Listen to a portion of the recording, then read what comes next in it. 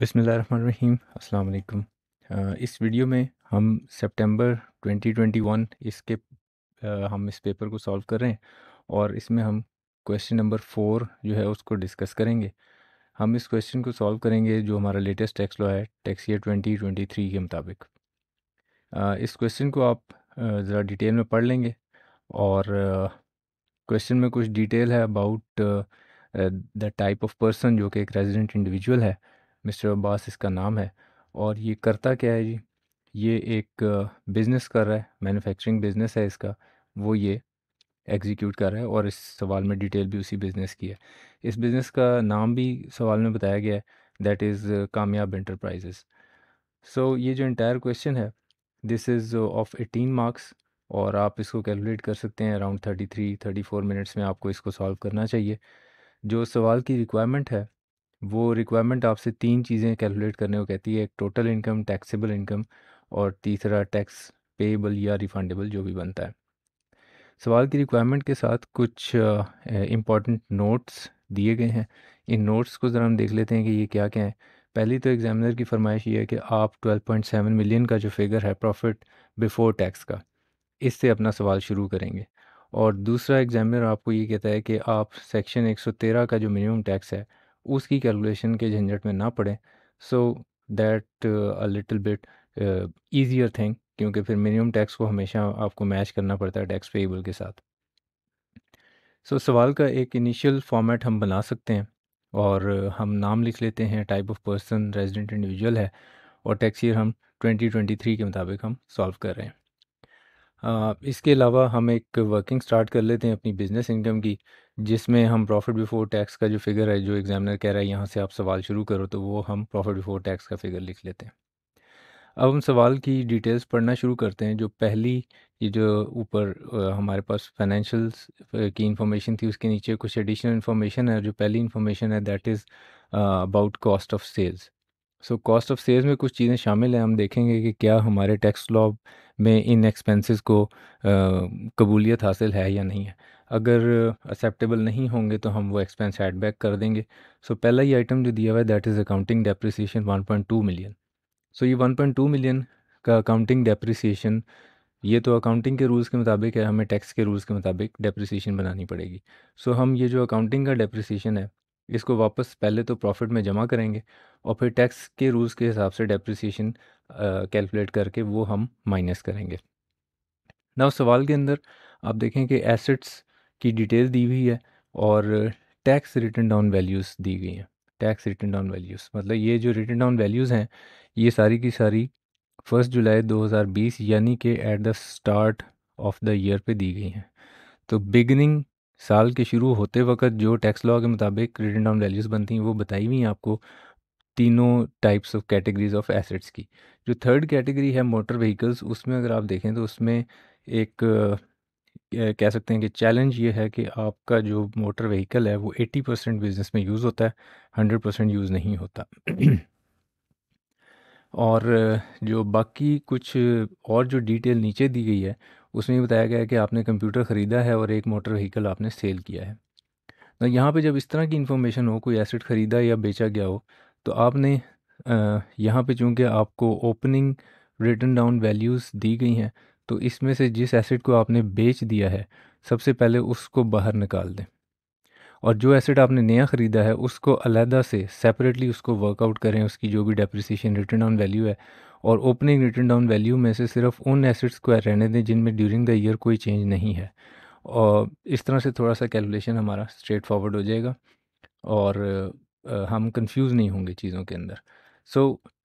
सबसे पहला काम हम ये करते हैं कि हम एक डेप्रिसिएशन की वर्किंग बना लेते हैं और opening written down values as it is हमने यहाँ पे कॉपी कर ली हैं।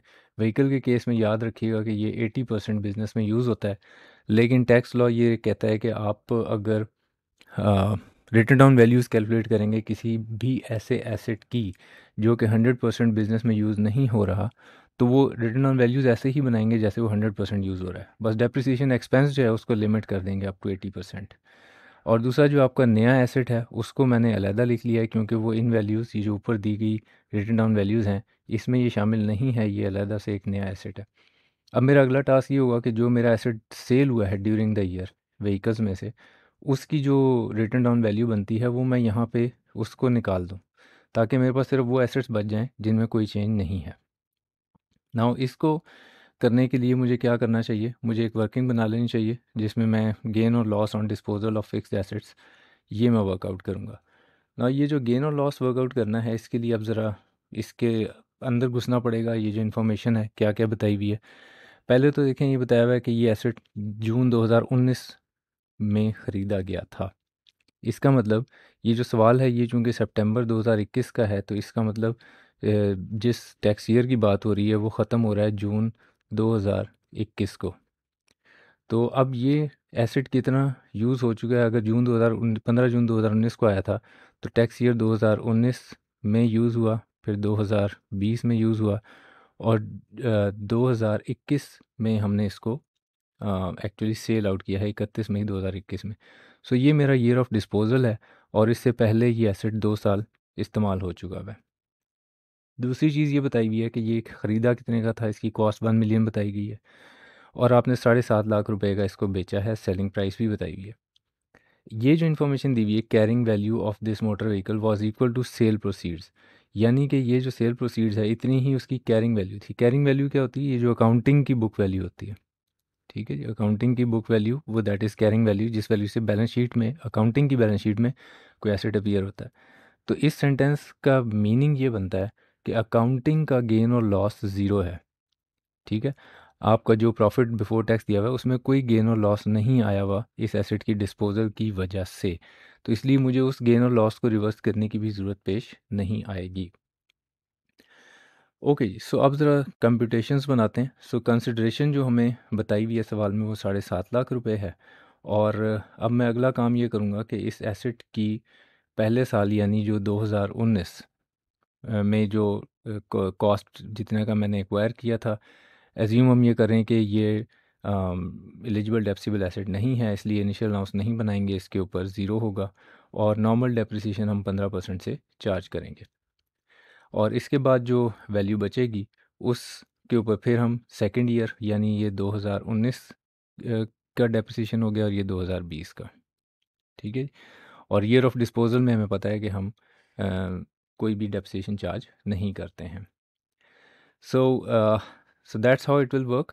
नाउ आपके जहन में यहाँ पे ये सवाल आ सकता है कि इससे पिछला जो टैक्स ईयर था, यानी कि अभी हम इसको 2023 के मुताबिक सॉल्व कर रहे हैं, तो टैक्स ईयर 2022 में एक प्रोविजन आई थी कि 50% रूल एक आया था कि ईयर ऑफ एक्विजिशन में 50% डेप्रिसिएशन और ईयर ऑफ डिस्पोजल में भी 50%।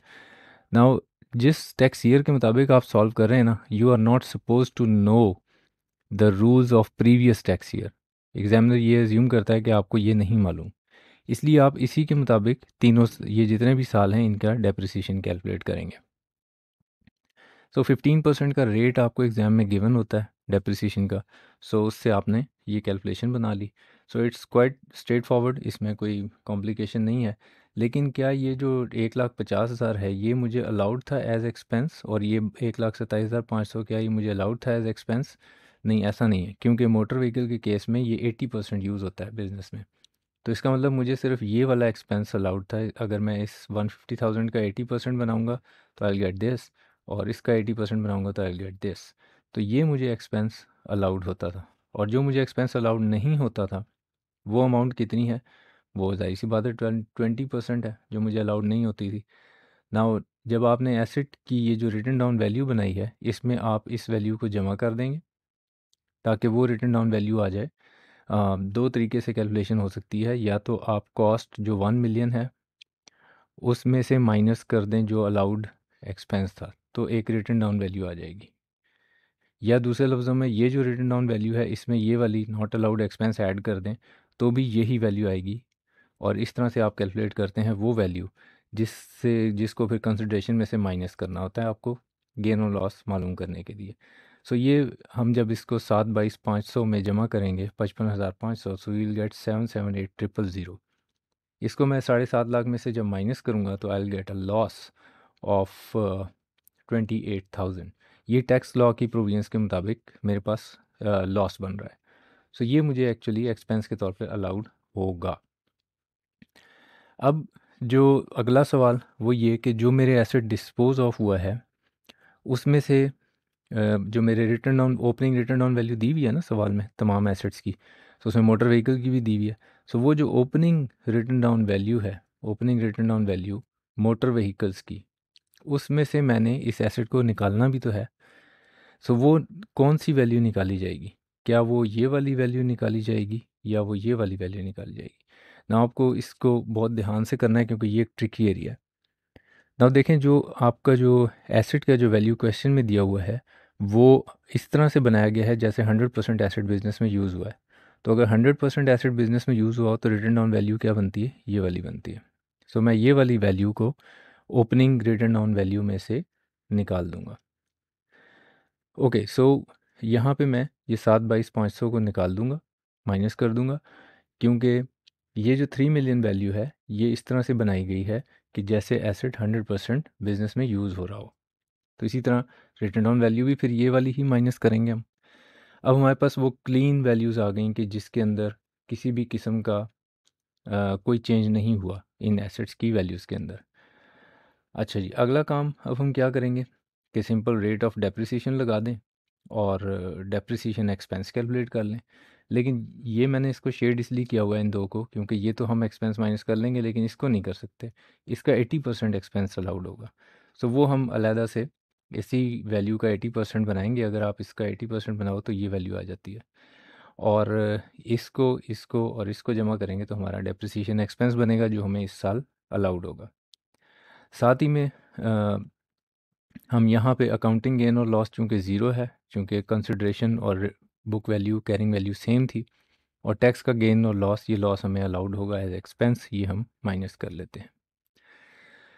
अब ज़रा नए एसेट के बारे में बात कर लेते हैं कि it is an eligible taxable asset. Yes, इसके ऊपर इनिशियल अलाउंस बनाएंगे 25% से, और फिर उसके बाद इसके ऊपर चूँकि ये इट्स अ कंप्यूटर तो इसके ऊपर 30% डेप्रिसिएशन, ये आपको एग्ज़ाम में रेट्स गिवन होते हैं और आपको ये माइनस करके आप अब एक्सपेंस जो कि बना सकते हैं इस वैल्यू को, इसको और इसको, ये आपको अलाउड होगा एज एक्सपेंस। इन तीनों वैल्यूज़ को हम अब जमा करके अपना टोटल डेप्रिसिएशन एक्सपेंस बना लेते हैं। So this value and this value, और जो ऊपर दो वैल्यूज़ थी इनको मैं प्लस करूँगा तो मेरे पास डेप्रिसिएशन एक्सपेंस आ गया जो टैक्स लॉ के रूल्स के मुताबिक है। नाउ ये जो एक्सपेंस है इसको मैं अपने बिजनेस में एज एक्सपेंस नोट कर सकता हूँ। अच्छा जी, next information is about salary जो कि हमने अपने फैक्ट्री सुपरवाइज़र को पे किया है।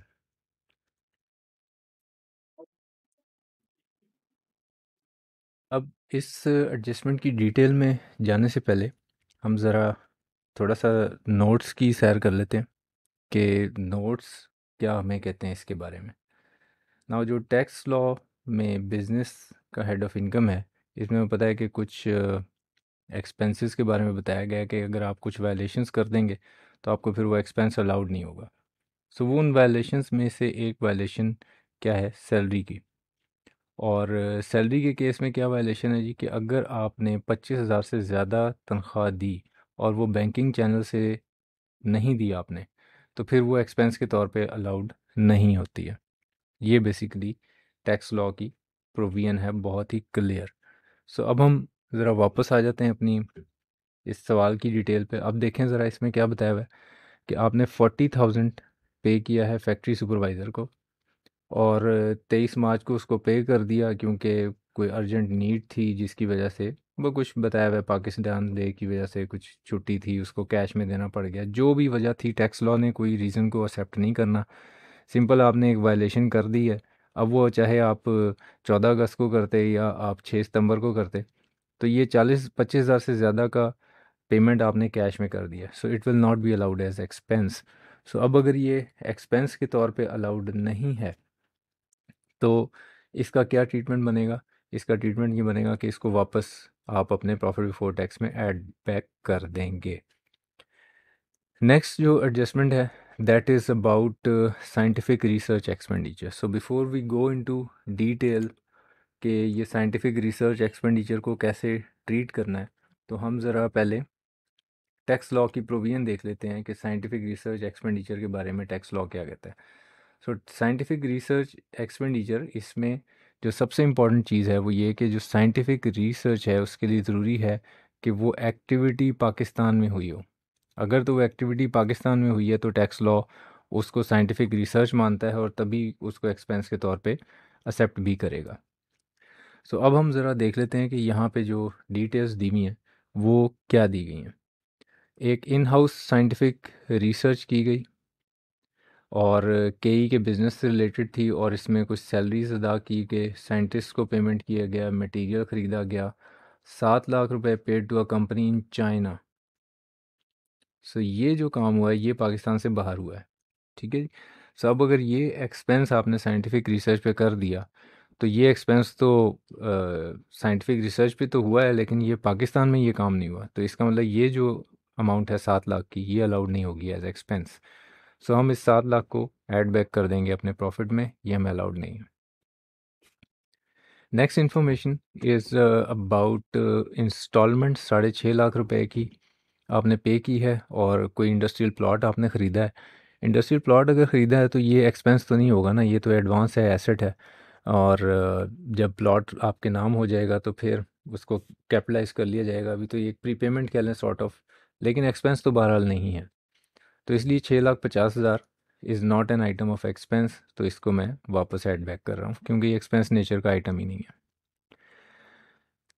नेक्स्ट आइटम इज़ कि आपने कुछ ईद उल अज़हा पे गोट्स परचेज़ किए, उनकी कुर्बानी की। सो बिल्कुल ये कोई बिज़नेस एक्सपेंस नहीं है, ये आप सवाब के लिए अगर कर रहे हैं तो बिल्कुल आपको इसका अजर मिलेगा, लेकिन ये टैक्स लॉ की नज़र में कारोबार का ख़र्चा नहीं है। तो 2,25,000 का ये जो आपने कुर्बानी की है ये एक्सपेंस नहीं बनेगा, इसका आपको सवाब मिलेगा। सो ये ऐड बैक हो गया जी। उसके बाद next item is donation. Donations के केस में आपने 1 मिलियन का डोनेशन अदा किया जिसमें से 40% of this amount was donated to organization listed in second schedule. ना ये जिस वक्त का सवाल है उस वक्त ये सेकंड स्केड्यूल में कुछ लिस्ट होती थी। अभी डोनेशन का ट्रीटमेंट जो है वो टैक्स लॉ की नज़र में क्या है वो हम ज़रा देख लेते हैं। उसके लिए आप ज़रा एक फिर नोट्स पे आ जाएंगे और हम डोनेशंस को टैक्स क्रेडिट्स में एक्चुअली डिस्कस करते हैं हम। और डोनेशन जो है उसके लिए अब ट्रीटमेंट क्या है टैक्स लॉ का, चैरिटेबल डोनेशंस का, कि आपकी जो भी अमाउंट ऑफ डोनेशन है आपने दी उसको कंपेयर करेंगे 30% ऑफ टैक्सेबल इनकम के साथ, और इनमें से जो वैल्यू कम होगी वो वैल्यू सी बन जाएगी। ना ये जो डोनेशन है ये ज़रूरी है कि अब वो सेकंड स्केड्यूल में से ख़त्म हो गया, एक 13 स्केड्यूल में इंस्टीट्यूशन लिस्ट डाउन हुए हैं। तो अब अगर आपको सवाल आएगा इस टैक्स ईयर में तो वो 13 स्केड्यूल के इंस्टीट्यूशन लिखे होंगे, सेकंड स्केड्यूल वाले इंस्टीट्यूशन अब टैक्स लॉ से ख़त्म हो चुके हैं। सो ये 13 स्केड्यूल वाला हम एज्यूम कर लेते हैं कि वो इंस्टीट्यूशंस थे। तो 1 मिलियन का टोटल डोनेशन था जिसमें से 40% इन इंस्टीट्यूशंस को दिया गया है। तो अगर ऐसा किया गया है तो इसका मतलब सिर्फ और सिर्फ 40% is eligible for I mean tax credit. Expense तो बहरहाल डोनेशन नहीं है क्योंकि अगेन ये बिज़नेस का ख़र्चा नहीं है। तो पहला काम तो ये करें कि 1 मिलियन को एक्सपेंस ट्रीट नहीं कर सकते, इसको वापस ऐड बैक कर दें प्रॉफिट में।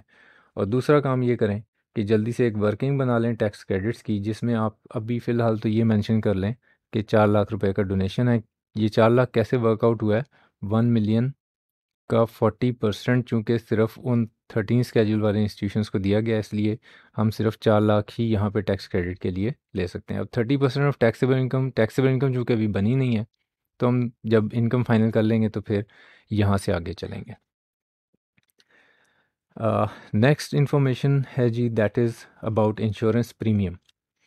इसको ज़रा पढ़ें, इंश्योरेंस प्रीमियम के बारे में क्या लिखा हुआ है सवाल में। लिखा हुआ ये है कि ये इंश्योरेंस प्रीमियम 2 लाख रुपए का पे किया आपने फॉर हेल्थ इंश्योरेंस। ये पहले जिस साल का ये सवाल है उस साल में हेल्थ इंश्योरेंस का भी एक टैक्स क्रेडिट होता था जो कि अब टैक्स लॉ से ख़त्म हो चुका है। सो ये एक्सपेंस तो नहीं हो सकता और टैक्स क्रेडिट अब नहीं बनेगा क्योंकि अब टैक्स लॉ में टैक्स क्रेडिट की ये वाली प्रोविजन डिलीट हो चुकी है।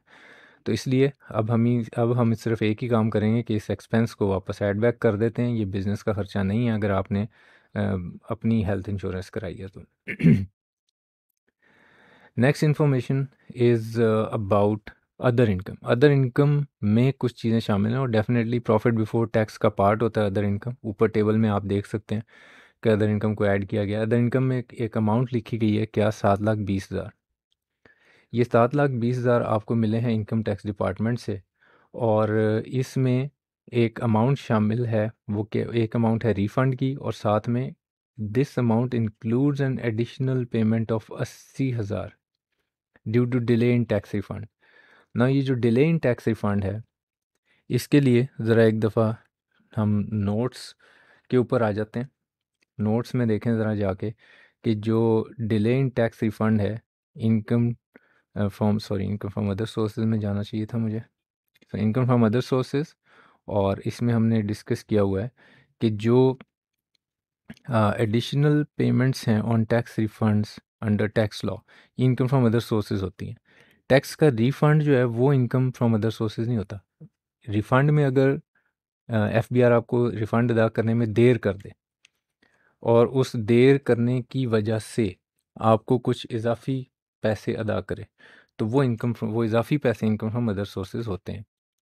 तो इसका मतलब ये जो 7,20,000 है टैक्स डिपार्टमेंट से मिले टैक्स रिफंड के, जिसमें के 80,000 भी शामिल हैं, तो 80,000 इनकम फ्रॉम अदर सोर्सेज होगा। 7,20,000 कोई इनकम नहीं है आपकी। ठीक है जी। सो इसका ट्रीटमेंट क्या बनेगा कि एक तो आप 7,20,000 को प्रॉफिट में से माइनस करें, क्योंकि ये इनकम नहीं है।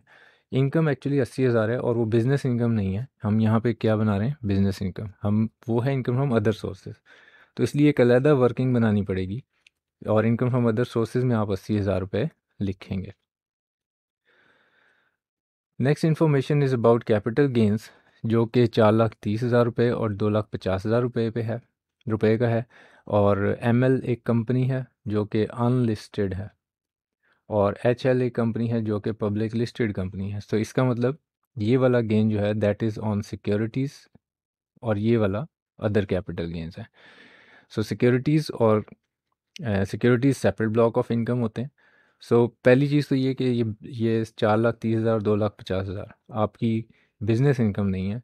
तो हम सबसे पहला काम ये करते हैं कि इन दोनों रकमों को हम माइनस कर देते हैं, बिज़नेस इनकम में इसको नहीं रखते, और अपना जो रेलेवेंट हेड ऑफ़ इनकम है, और वो कौन सा है, कैपिटल गेंस का, उस कैपिटल गेंस के हेड ऑफ़ इनकम में हम इन अमाउंट्स को मेंशन कर लेते हैं कि 2,50,000 सिक्योरिटीज़ से है जो कि सेपरेट ब्लॉक ऑफ इनकम होगा, और 4,30,000 हमारे नॉर्मल कैपिटल गेंस हैं जो कि अनलिस्टेड शेयर्स के ऊपर है। ओके जी। सो अब हम अपनी इस बिज़नेस का जो हेड ऑफ इनकम की वर्किंग बनाई थी, इसका टोटल कर लेते हैं। ये जो टोटल आया, इसको अपने मेन आंसर फॉर्मेट पे ले जाते हैं, और बिज़नेस इनकम मेंशन कर लेते हैं। उसके बाद हमारे पास दो हेड्स ऑफ इनकम और हैं, इनकम फ्रॉम अदर सोर्सेज जिसमें 80,000 हैं, और कैपिटल गेंस 6,80,000। सो इसको भी हम अपनी इस मेन आंसर फॉर्मेट में मेंशन कर लेते हैं, और अब हम आसानी से इनको जमा करके टोटल इनकम वर्कआउट कर सकते हैं।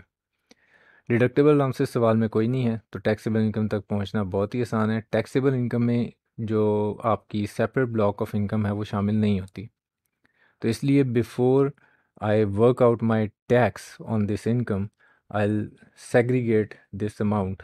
ये जो मेरे पास अमाउंट थी ये वाली, इसको मैं सेपरेट ब्लॉक ऑफ इनकम इससे अलग कर रहा हूँ, और बाकी इधर रख रहा हूँ। ये एक्चुअली टैक्सेबल इनकम है। अब हम क्या करेंगे जी, सिंपल टैक्स रेट्स जो आपको सवाल में दिए गए हैं, क्वेश्चन पेपर पे दिए हुए होते हैं। ये नॉन सैलरीड पर्सन का केस है, उसका आप देखेंगे कि स्लैब कौन सा बनता है, 8 स्लैब है, और ये टैक्स रेट सिक्योरिटीज़ के लिए आपको गिवन होगा। Now this is simple mathematics, इसमें कोई टैक्स लॉ की कॉम्प्लिकेटेड इक्वेशन इन्वॉल्व नहीं है, ये आप टैक्सेशन की कैलकुलेशन बना लेंगे। अब अगली जो कैलकुलेशन आपको चाहिए that is about tax credits. Tax credits पे अब हम काम कर सकते हैं। सो हमने वैल्यू सी कैसे वर्कआउट की, जो भी टैक्सेबल इनकम बनाई थी। एक दफ़ा मैं वापस चले जाता हूँ इसके ऊपर। सो अब ज़रा ये आप फिगर्स नोट करो, कौन कौन से फिगर्स मैं कह रहा हूँ। मैं ये कह रहा हूँ आपको कि ये आपका टैक्सेबल टैक्स इम्पोज्ड है, ये आपका टैक्सेबल इनकम है। ठीक है जी। सो इसका आप 30% अगर वर्कआउट करेंगे तो वो नीचे हमें उसकी ज़रूरत पेश आएगी, और लेट्स डू इट।